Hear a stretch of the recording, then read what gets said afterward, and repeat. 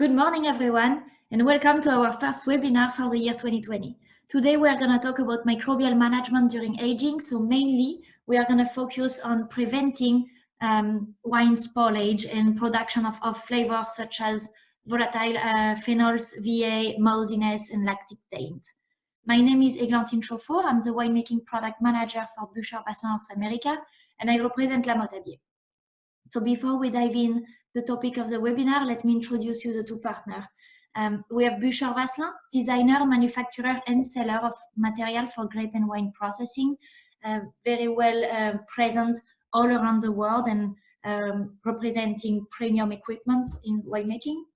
Then we have Lamothe-Abiet, winemaking product brand renowned for their premium quality. It has been founded in Bordeaux in 1878, so it's 140 years of expertise and winemaking experience and presence. In Europe, we are now making it available for you in North America. As Bûcheurs-Vassin in North America is having a more role of distributor, we are actually partnering with many other brands of premium equipment. So we have Costral bottling lines, Cazo wine pumps, Alien robotic sorting, and Lamothe-Abiet winemaking product. Okay, so now let's talk about microbe management, which during aging, the main spoilage microbe in wine will be acetic acid bacteria that produce vinegar, but they also produce VA, acetic acid, and ethyl acetate. They love oxygen, so they live on the surface, usually of the barrel or the tank. Lactic acid bacteria, they are responsible of the main spoilage in wine when we're talking about microbial spoilage, because they can produce VA, acetic acid, acetaldehyde, diacetyl, moussiness, ropiness, biogenic amines, geranium taint, and even like lactic taint and other type of taint. Lactic acid bacteria are Lactobacillus, Pediococcus, and Oenococcus. Brettanomyces. Brettanomyces is the famous spoilage yeast that produce VA, volatile phenols, that smells like horse, and pharmaceutical, spicy, smoky type of character, barnyard, and can produce some fatty acids to give this rancid character as well.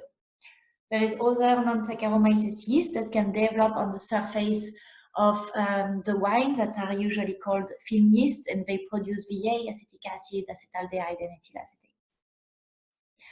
Okay, so that's the main 4 categories of microbes we can meet during our aging in winemaking process. So let's focus a little bit more on the most famous and most common spoilage microbe in wine, that is Brettanomyces. We know Brettanomyces for its resistance, strong resistance to wine parameters. It resists to low pH, high temperature. And also, there is many strains that resist to sulfur. There's many studies now done from the AWRI in Australia and in France that show that most of the strains found in wine can resist to a good 0.6 molecular sulfur.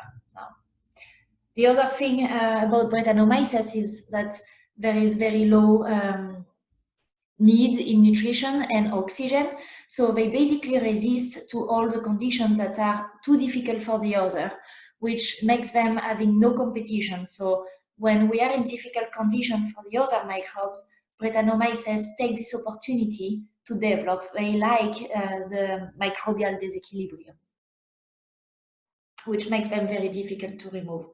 Then Brettanomyces is also known for its spoilage aromas and volatile phenols that are smelling, again, like barnyard, horse character, smoky, pharmaceutical. Here you can see the mechanism of the production of this volatile phenol. It always starts with esterified phenolic acids that are naturally present in grapes. The concentration will depend on the variety, also the vintage and the place where we are growing the grapes, and obviously the extraction method we are using. This esterified phenolic acid will be made free in free phenolic acid via a cinnamyl esterase activity that can be present in Brettanomyces, but also can be a residual enzymatic activity when we use a pectinase as an extraction enzyme. So it's very important to use an enzyme that is cinnamyl esterase free. Okay, from this free phenolic acid, Brett or some yeast or bacteria that has a POF positive gene, so phenolic off flavor positive, as actually they have the cinnamate decarboxylase activity, enzymatic activity that will transform the phenolic acid into vinyl phenols. The vinyl phenols start to smell considered as off flavor. They smell like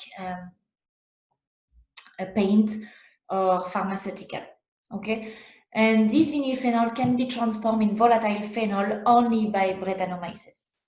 So all these steps are having different microbes involved. The last step is only done by Brettanomyces, but then the two first steps of the production of volatile phenol can be done by yeast or enzymes. So it is very important to select yeasts for the fermentation that are POF negative, that don't have the gene to do the transformation of phenolic acid into vinyl phenols, and also use enzymes that are cinnamyl esterase free, so you don't increase the free phenolic acids, and so you don't increase the substrate for Brettanomyces. Okay, so to prevent the development and the wine spoilage by Brettanomyces or bacteria, let's see what are the tools and the tips that we can have available for winemakers. The first part would be to limit the favorable conditions. Pretty obvious. We want to limit food temperature. We want to avoid microbiological vacuum, and we want to make sure we are having good cellar practices. So good management of DO, good management of sulfur, and also another point is by racking off the heavy lees. By racking off the heavy lees, you are reducing the population of microbes, as most of them are living in the lees. Okay, and we will see later that fining can be a really good tool to really reduce the amount of the overall population of microbes in wine, which allows you to control better. The second point would be to limit substrate. That's more focused on Brettanomyces, but to limit substrate, as we saw previously, you want to use a cinnamyl esterase free enzyme, and also you can use a yeast that is POF negative. All the enzyme and yeast that all the enzymes sold by Lamothe-Abiet in North America are cinnamyl esterase free, and all the yeast that we have are POF negative. The last point would be to limit the contamination. So for this, rigorous hygiene and sanitation have to be put in place. But also you can check the lees, the topping wine. The topping wine is the source #1 of contamination. So be careful with the topping wine. And use an antimicrobial agent as preventive. So today we are going to focus on the use of microbial agent. And so we're going to see which are the microbial agent available for winemakers, and also which one to use at which step of the process. So here are our options to control microbes during aging and pre-bottling. Sulfur is the most known antimicrobial agent. Sulfur is great, is very commonly used, but it has its limitation. It doesn't really work on high pH. As soon as you are above 3.6, 3.7, it starts to be difficult for SO2 to be at a molecular level high enough to have an antimicrobial effect. Also, we saw previously there is some strains of Brettanomyces that are resistant to sulfur. Sulfur can have color bleaching effect, and it can have also, like, total sulfur can be taste, so it does have an organoleptic effect on the wine. It makes the wine a little bit more closed and rough and tight. But also, and most importantly, nowadays consumer is very concerned about sulfur and wants wine that has a reduced amount of sulfur. So it does work, but has many limitations. Lysozyme is very efficient on lactic acid bacteria.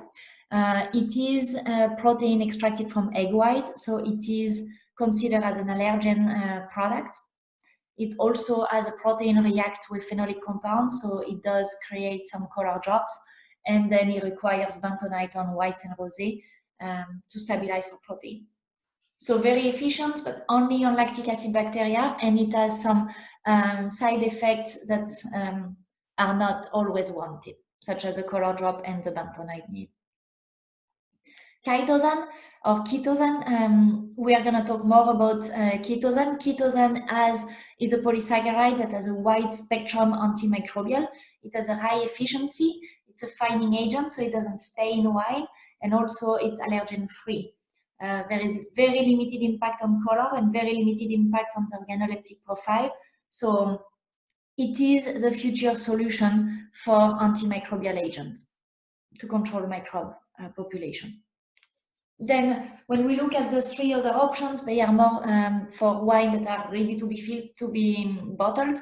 So filtration can be used. Filtration is very efficient to remove microbes, but it is better to use it when we are closer to bottling, as sterile filtered wine doesn't always age so good, since you don't have much, not much there to age. DMDC or Valcorin can be used mainly on yeast, and this would be an application pre-bottling. You need a special machine and a special person to come and treat your wine. It's very efficient on Brettanomyces and Saccharomyces, so much better to use it when you do have some residual sugar and you don't want a second fermentation happening. Same thing with sorbate. Sorbate is a product that we would use just pre-bottling. Sorbate has some requirements that you want to make sure you don't have any bacteria left in your wine, because if you have bacteria and sorbate, bacteria can process the sorbate and create the geranium taint. So DMDC and sorbate are more just pre-bottling addition that you want to do to focus on yeast treatment. Filtration can work on everything. Lysozyme is more on lactic acid bacteria. Sulfur has many limitations, especially regarding the pH. And chitosan, as I told you, is the future. So chitosan has a wide spectrum antimicrobial. So we are going to talk more about chitosan right now. As you probably understood, it is one of my favorite molecules in winemaking, and I really think it's one of the most interesting wine molecules that we can use in winemaking. Chitosan has been used since many years in pharmaceutical, medical, cosmetic industries as an antimicrobial. On a side note, it's also used as a fat burning, because chitosan has actually many other applications than just the antimicrobial effect. It is natural polysaccharide. It's actually, we produce it through the deacetylation of chitin, and chitin is produced and derived from Aspergillus niger for the use in winemaking. Chitin can be, in the other industries, can be extracted from crustaceans, but not in winemaking. Okay, so we use it from the fungus Aspergillus niger, and then we do some hydrolysis and deacetylation of the chitin to transform it in chitosan, which makes it a charged molecule. So it is vegan, allergen-free, biodegradable, an antimicrobial agent that has a wide spectrum. And it doesn't stay in wine as it is a fining agent. How it works? There is many different mechanisms on how it works. The first one is that there is a charge attraction. Chitosan is positively charged. Microbe cell walls are negatively charged, so they attract each other as a magnet. And then as soon as they are in contact with each other, chitosan will react with the cell membranes, block the receptors, and interrupt the cell metabolism. So the nutrient flow is not going to work properly. Some transporter of to have exchange between internal and external environment of the cell will not work, and basically this will lead to lower metabolic activity and then death of the cell. Also, by contact, chitosan will create a pH difference between inside and outside the cells, which will lead to the perforation of the cytoplasmic membrane of the cell. This results into the leakage of the cell and obviously death of the cell. Another action of the chitosan is that chitosan can chelate metal, and by chelating metals that are essential to the metabolism of every cells, we are altering and stopping some part of the cell metabolism. Last action, chitosan is a fining agent insoluble in wine, so there is a settling effect. So basically, we are with addition of chitosan, you can alter the metabolism and reduce the activity and production of aromas of the cell. You can kill the cells and also settle them down and remove them from the wine. Okay, so little bit more explanation in pictures. This is, you're seeing here the cell walls and membrane of bacteria that is gram-negative, that is Acetobacter, and bacteria that is gram-positive, that are lactic acid bacteria. Okay, so all the bacteria that we can have in wine are covered here. When we are adding chitosan that is positively charged, you can see that it's gonna bind with the cell walls of Acetobacter, blocking all the nutrient flow, making basically the bacteria lacking of every nutrient possible and blocking all the exchange inside the cells, which will lead to death of the cell. Also, the chitosan is going to be able to enter in the cell, break the membrane, and in this case, the cell will release all the intracellular components, and also the chitosan will be able to interact with the DNA and the reproduction system of the cells. So basically, we know that chitosan reacts with bacteria, gram-negative and positive. It will work with both. If we look also under the microscope, we can see how, here you can see how the Brettanomyces cells are trapped into the chitosan. So they are attracted by charge attraction and then they get trapped. Here you can see how fast it works, because you can see a cells before treatment that's fully viable and active and actually perfectly fine. 5 minutes after the addition of chitosan, you see that the inside of the cell is starting to leak. The membrane, like it's all white inside. The membrane around doesn't look very healthy, and you can see it's degraded, and then there is some component of the cells that are coming out. A little bit more pictures. Here you have a wine that has been non-treated. Next picture, as the wine has been added chitosan, it's 1 day after treatment. We can see that the Brettanomyces cells in the wine untreated are completely fine. 1 day after treatment, you see that it starts to leak. There is some part of the inside of the, basically there is all the intracellular components that start to go out. 4 days after treatment, next picture, most of the cells are degraded and there is no more membrane, as you can see. 8 days after treatment, there is no more cells. It's just components of the inside of the cells that are released. Okay, so chitosan is a very powerful antimicrobial agent that works on yeast and gram-negative and gram-positive bacteria. So that's pretty much the only antimicrobial agent that works, that has such a wide spectrum of action. So Lamothe-Abiet always focused on premium and purified product, developed a pure chitosan finding agent that is called KILLBRETT. So KILLBRETT is 100% chitosan. KILLBRETT doesn't kill only Brett, as you saw, and you will see. KILLBRETT kills also bacteria and obviously Brettanomyces.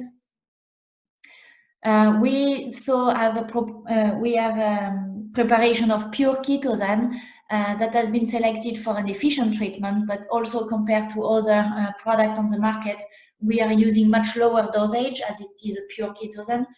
So we have a limited impact on the organoleptic profile of the wine. As you understand, chitosan is a fining agent. So yes, it is a selective fining agent for microbial control, and it will remove mostly microbes, but it will also have a little impact on the side on some phenolic compounds. So having a pure preparation will allow us to have lower dosage, so less impact on the fining aspect of its action. Okay, so we use it in preventive. In this case, we would use it just post-malolactic fermentation, 2 to 4 grams per hectoliter. So after malo, we recommend to do a racking. We add 2 to 4 grams per hectoliter, and this will be enough to remove any cells that are there before they can develop and before they can actually produce any off aromas. We realized after a few trials that chitosan remains active in the wine from 4 to 6 months, depending the pH of the wine. So I prefer to say 4 to be sure. So every 4 to 6 months, you would have to do another addition of 2 grams per hecto to keep the preventive effect. We can also use it as curative. So that's when you will have a contamination and you want to remove the cells. So in this case, we would recommend to rack off the heavy leaves. Then during the racking, you can add the chitosan. So the KILLBRETT will be added at 5 grams per hecto if you're about 1,000 cells per mil, and 8 grams per hectoliters if you're more than 10,000 cells per mil. And then you can clean the barrel or clean the tank, and then 10 days after you can rack back from the chitosan lees to the wine, and we will go on the preventive aspect. Okay, so KILLBRETT is a vegan, allergen-free fining agent that can be used for controlling malolactic fermentation, removing spoilage microbes, and prevent spoilage microbes. It has the widest spectrum. It is an antimicrobial agent that has a wider spectrum in winemaking. Okay, so now I would like to show you some results of trials that we made in wineries. So at an industrial scale, not trial from a lab, but really trial made in barrel. We did trials. The objective was to reduce the sulfur usage, but also maintain a proper microbial control. We did these trials, we repeated these trials on different varieties in different areas with very similar results. So today I'm going to show you some results on Pinot Noir and Cabernet. We are comparing the same wine that is aged with a free sulfur of 30 milligrams per liter. So we keep adjusting the free sulfur all along the aging at 30 ppm. Then we have another wine, same wine, but with the free sulfur adjusted at 15 ppm. And then we have the same wine with no sulfur added, post-malolactic, but addition of KILLBRETT at 4 grams per hectoliters. Temperature, so the temperature is going to be, the variation of temperature is from 10 to 16. That's something very important, and it is a very important element for you, is that temperature has been the most important variation and correlation to the development of microbes. So really, like after going above 13 to 14 Celsius, you start to have much faster and much more spoilage, much faster development of microbes and much faster spoilage, production of VA and production of volatile phenols.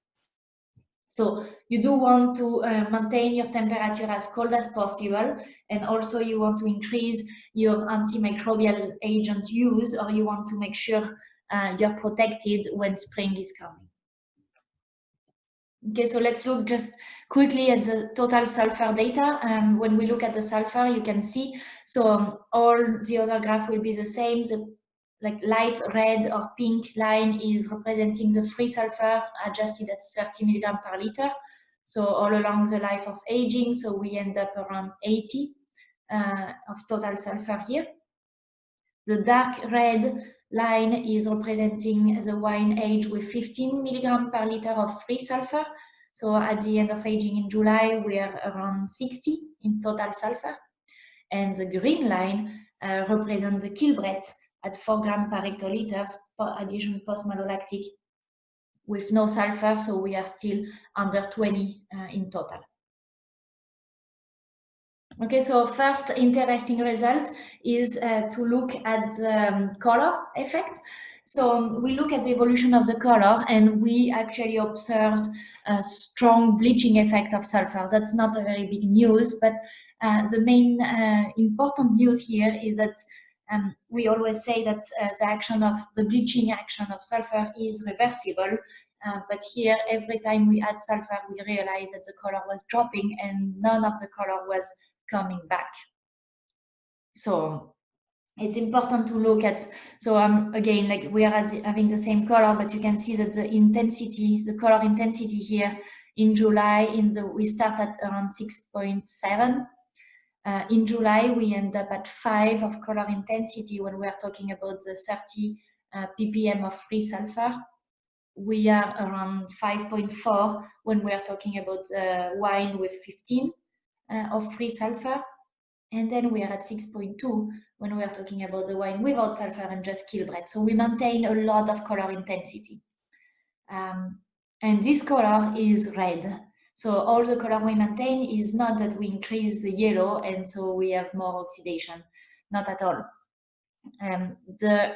If we look at the hue here, you can see that the hue of the wine with higher sulfur is much lower, which means that the hue of the wine with sulfur is having more brown yellow tones than the one with chitosan. So the wine that we treat with KILLBRETT has much more red, pink hue, red purple, sorry.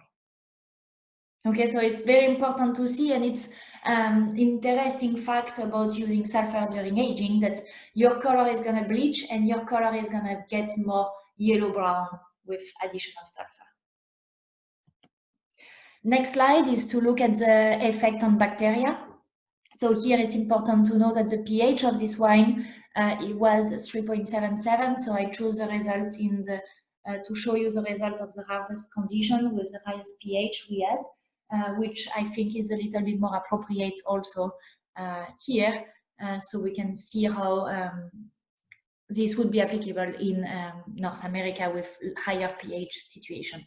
So if we look at the lactic acid bacteria, we can see that basically the population evolved in the same way with the two wines with sulfur or without sulfur, but with KILLBRETT.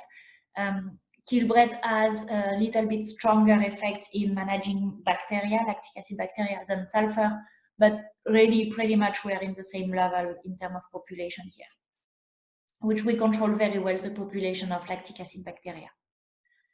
If we look at the acetic acid bacteria, here there is an interesting fact that we got an increase in acetic acid bacteria towards June, when the temperature increased and also the dissolved oxygen was a little bit high. And we actually took another approach here. We treated all the wine with some untoasted oak tannins to scavenge all the oxygen radical, and with yeast derivatives rich in glutathione to reduce the redox potential. This was to basically reduce the activity. We remove the food of acetic acid bacteria, and we put them in a condition that we don't like, which is low redox potential. And this was a strategy used to reduce their viability and their development, which has been very efficient. As you can see here, we added them in June, and then when we keep measuring the bacteria in August, they are still very low. They are still going down. So the addition of TannEssence volume as our untoasted oak tannin and Aroma Protect as our yeast derivative rich in glutathione has been very efficient to control and limit the development of acetic acid bacteria. Then, as the temperature keeps being higher, you can see that sulfur is not efficient. We just remove and stop their development here with the addition of tannin and Aroma Protect, but we didn't kill the bacteria, so the bacteria just start to go on. While in the situation of KILLBRETT, basically the KILLBRETT has been enough to kill them, and the population keeps going down. So this said, basically KILLBRETT is as efficient as sulfur when we are talking about lactic acid bacteria, and is more efficient than sulfur when we are talking about acetic acid bacteria development. The second point here is that TannEssence volume and Aroma Protect has been used to scavenge oxygen radical and reduce redox potential, and this has been a very efficient strategy to limit the acetic acid bacteria development and activity. It doesn't kill them, but it limits their activity. Okay, so you can see the effect of KILLBRETT on bacteria. It's pretty impressive, and it is very promising. Now let's look at Brettanomyces. Here is another wine. So here I'm showing you the Cabernet Sauvignon that has a pH of 3.72 and a free sulfur in all of them at 37. Okay, so we maintain the free sulfur at 37, and we are adding a new trial here. We are looking at the effect of stirring lees. So the red bar is going to be the population of Brettanomyces. As you can see, after stirring lees, here you have the control and the control with stirring lees.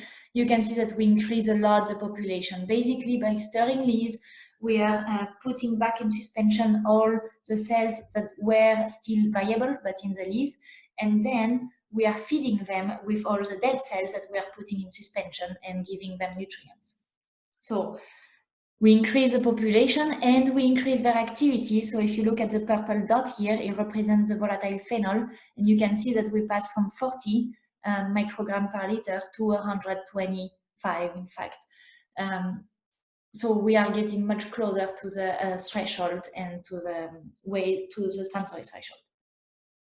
So stirring lees is not a good option when you do have some contamination, because you do suspend the cells and also suspend some nutrients for the cells that are alive. If we look at the wine that has been treated with KILLBRETT, when you don't resuspend the lees, we are having very low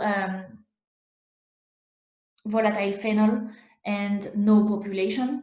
If you do suspend the lees, we have some cells that are viable and that put back in suspension, so we didn't kill all of them. But the interesting thing is that we didn't kill all of them, but we are still interacting in their metabolism because they didn't produce more volatile phenol. So KILLBRETT is very efficient in removing Brettanomyces cells, and also very efficient in altering their metabolism to prevent the production of aromas, such as volatile phenol in this case. The other conclusion here is that stirring heavy lees is dangerous. It will induce a higher contamination level and it will increase the risk of spoilage. Okay, because you increase their activity as well. There is further trials. I just didn't want to overwhelm you today with all this data, but there is further trials that show that basically after 4 months in wine, we start to, if we do have a recontamination, Brettanomyces will grow even if we use KILLBRETT. So basically KILLBRETT has an effect that lasts 4 to 6 months. Then after this, we will need to add more if we want to maintain a protection. Okay. When we look at, when we saw this effect of stirring lees and promoting the activity in developing microbes, we also look at the effect of just a fining. So we realize that racking off is already helping, removing lees, so you remove some microbes, but in fact, any simple fining, like with gelatin or egg white fining, can help reducing population, which basically will prepare the wine for an antimicrobial treatment. So as you can see here, we have a wine that has been racked off but not fine, and here you can see the petri dish with all the white spots are colonies of Brettanomyces, so we are at 31,000 colonies per milliliters. If you look at the wine that had a very low treatment of gelatin, we are talking about 20 mils per hecto here, we are only at 180 colonies per milliliter, so you can see much less.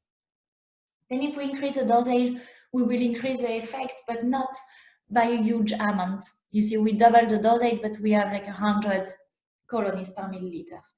So the conclusion here is not about the fact that we have to do a strong fining.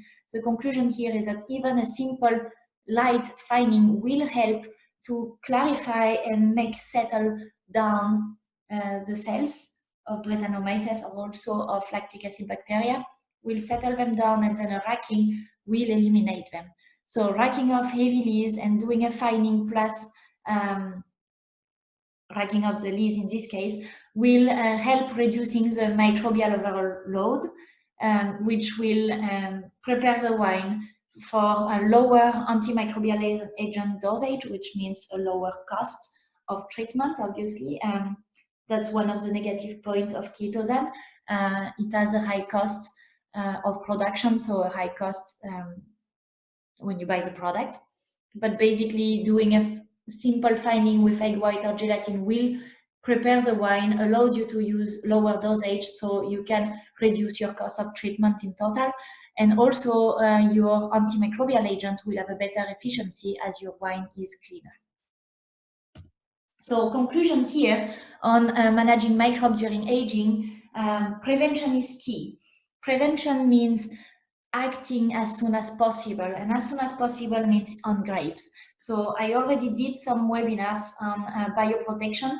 I'm very happy to talk about bioprotection after the question and answer portion, or also invite you to watch a previous webinar done on excellence bio nature and bioprotection. But this is a great strategy to limit the amount of microbes on the grapes, so you don't even let them enter in your winery and developed in the wine. Obviously, good management of fermentations, rigorous hygiene and sanitation, and good cellar practices with good equipment, managing DO, managing sulfur, and sanitation is very important to control microbes and prevent their development and presence. Fining and racking off lees will help you reducing the overall microbial population and will help you to increase the efficiency of your antimicrobial agent, which means lower dosage, lower cost, and lower impact on the wine.